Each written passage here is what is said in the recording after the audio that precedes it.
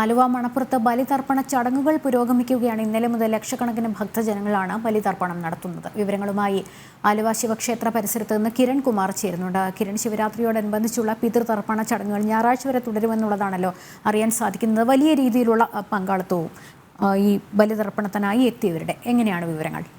ഇന്ന് ഉച്ചവരെ ഈ ചടങ്ങുകൾ പുരോഗമിക്കും എന്നുള്ളൊരു കാര്യം തന്നെയാണ് മനസ്സിലാവുന്നത്. അതായത് ഇന്നലെ ഉച്ചയോടുകൂടി ആരംഭിച്ച ഈ ബലിതർപ്പണ ചടങ്ങുകളാണ് ഇപ്പോഴും പുരോഗമിച്ചുകൊണ്ടിരിക്കുന്നത്. അതായത് ഈ ബലിതർപ്പണ ചടങ്ങുകളാണ് ഇപ്പോഴും പുരോഗമിച്ചുകൊണ്ടിരിക്കുന്നത്. അതായത് ഈ ബലിതർപ്പണ ചടങ്ങുകളെല്ലാം തന്നെ ഇന്നലെ രാത്രി ശിവരാത്രി വിളക്കോടുകൂടിയാണ് ഔപചാരികമായിട്ട് ആരംഭിച്ചത്.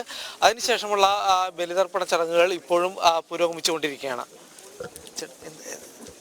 കിരണാണ് വിവരങ്ങൾ നൽകിയത്.